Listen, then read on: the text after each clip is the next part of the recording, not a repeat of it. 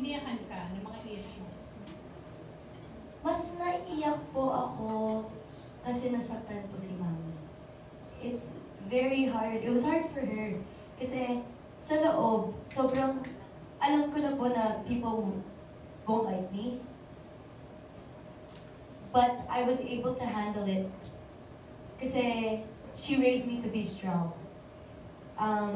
And I've gone through all the bashing. Magta 10 years na po kasi ako dito, so I know a lot of people don't like people talaga.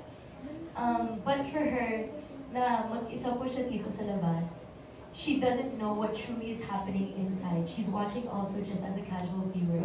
And then all of these people are saying things about me, and also saying things about her na nadamay ko po siya. Doon po ako nasaktan. Yeah, it was hard kasi I knew she was going through that by herself.